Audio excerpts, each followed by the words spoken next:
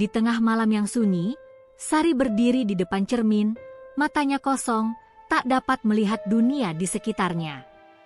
Namun, dalam gelapnya, ada bayangan yang lebih gelap, lebih menakutkan daripada apapun yang bisa dilihat oleh mata. Hatinya berdetak cepat. Ayo kita simak cerita selanjutnya. Sebelum kita lanjut, jangan lupa subscribe channel Mamah Salsa ini. Like dan komen.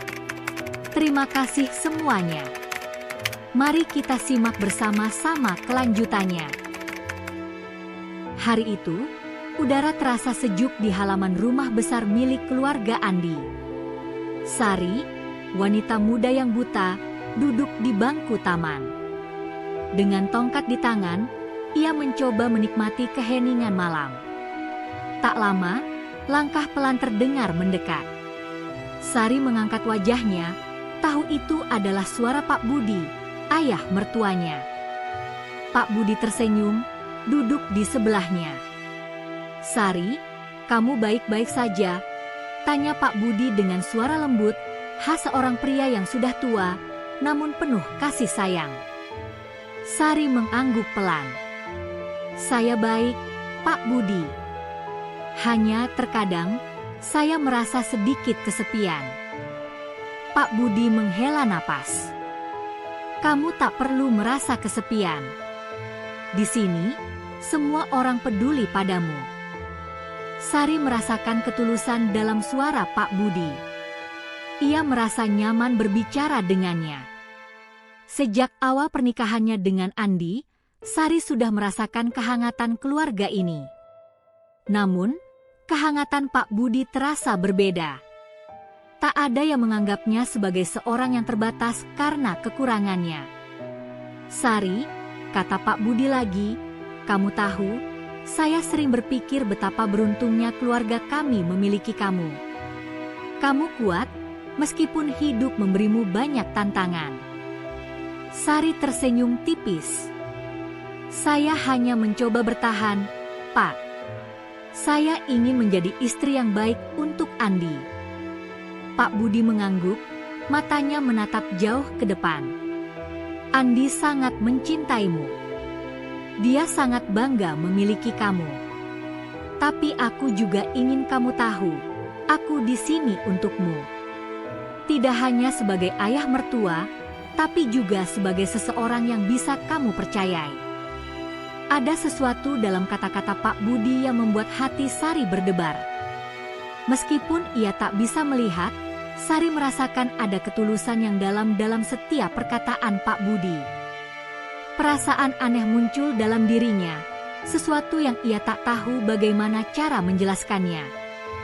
"Pak Budi, terima kasih," ujar Sari, suaranya terdengar lebih lembut dari biasanya. Pak Budi tersenyum hangat. "Kamu tak perlu berterima kasih, Sari. Itu hal yang wajar." Malam itu, mereka berbicara lebih lama dari biasanya. Sari merasa tidak ada yang menghakimi dirinya. Pak Budi tidak melihat kekurangannya. Dia merasa diterima, dipahami, dan itu adalah perasaan yang jarang ia rasakan. Namun, jauh di dalam hatinya, Sari mulai merasakan sesuatu yang lebih dari sekadar rasa terima kasih. Ada perasaan yang tak biasa, yang sulit ia pahami. Saat malam semakin larut, Pak Budi pamit untuk kembali ke dalam rumah. "Tidurlah yang nyenyak, Sari. Jangan ragu untuk memanggilku jika ada yang kamu butuhkan," katanya dengan lembut. Sari mengangguk, tapi hatinya terasa berat. Apa yang sebenarnya ia rasakan? Ia tidak tahu, tapi ada perasaan yang terus mengganggunya. Perasaan yang mungkin bisa membuat hidupnya menjadi sangat rumit. Hari demi hari, Sari mulai merasa ada sesuatu yang aneh dalam dirinya. Setiap kali Pak Budi berbicara kepadanya dengan penuh perhatian, ia merasa hatinya berdebar. Meskipun ia tahu perasaan itu salah, Sari tidak bisa menghindarinya. Malam itu, Andi, suaminya, pergi keluar kota untuk urusan pekerjaan, memberi kesempatan bagi Pak Budi dan Sari untuk lebih sering menghabiskan waktu bersama. Suatu malam, ketika Pak Budi datang untuk menemani Sari di ruang keluarga, suasana terasa berbeda.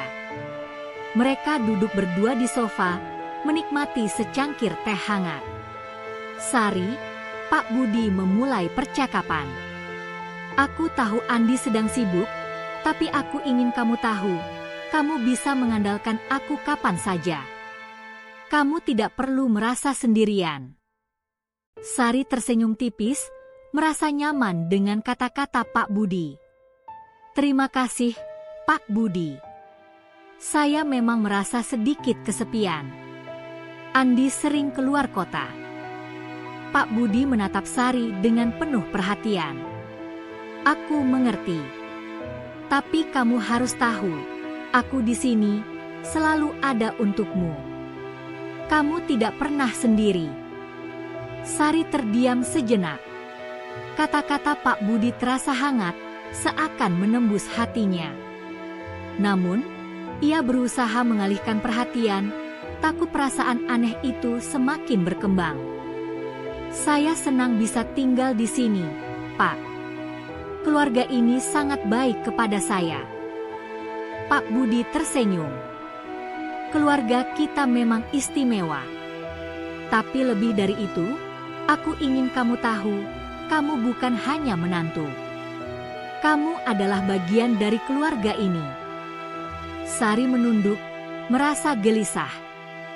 Perasaan itu semakin kuat, namun ia berusaha untuk tidak memperhatikannya. Pak Budi, saya hanya merasa sangat dihargai oleh Anda. Terima kasih sudah memperlakukan saya seperti ini. Pak Budi menatapnya dengan lembut. Tidak perlu berterima kasih, Sari. Kamu layak mendapatkannya. Tapi, jika ada yang mengganggumu atau membuatmu merasa tidak nyaman, kamu bisa selalu berbicara denganku. Perasaan aneh itu semakin mendalam di hati Sari. Tapi, saya takut kalau perasaan saya salah. Saya tidak tahu, Pak, saya merasa ada sesuatu yang berbeda. Mungkin saya hanya terlalu sensitif. Pak Budi terdiam sejenak, tampak berpikir. Aku mengerti, Sari. Terkadang, kita merasa lebih dekat dengan seseorang yang memahami kita, terutama di saat-saat sulit. Aku juga merasa kita bisa berbicara lebih terbuka. Sari merasa bingung, terjebak dalam perasaan yang semakin tidak jelas. Tapi, Pak Budi, saya takut kalau perasaan saya itu tidak benar. Pak Budi mendekat sedikit, suaranya lembut namun tegas. Tidak ada yang salah dengan perasaanmu, Sari.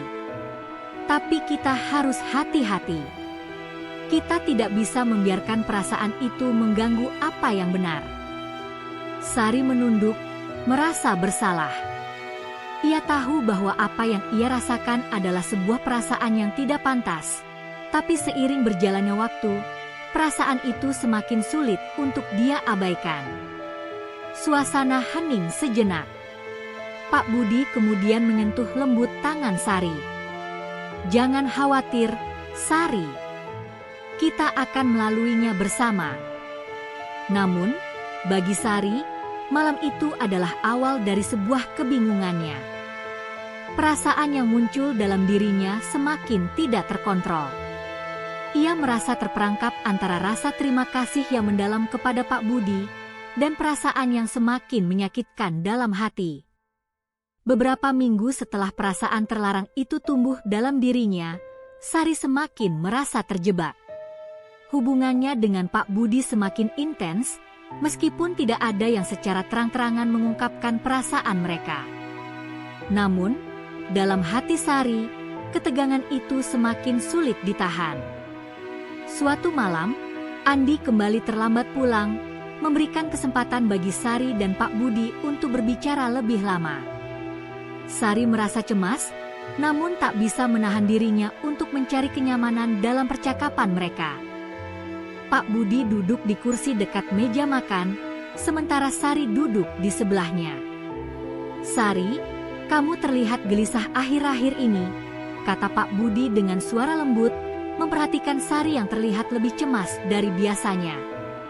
Sari mencoba tersenyum, meskipun hatinya terasa berat.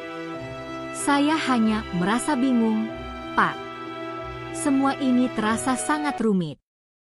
Pak Budi menatapnya dengan tajam, seperti bisa melihat lebih dalam dari apa yang Sari tunjukkan. "Aku tahu perasaanmu. Tapi ingat apa yang kita rasakan.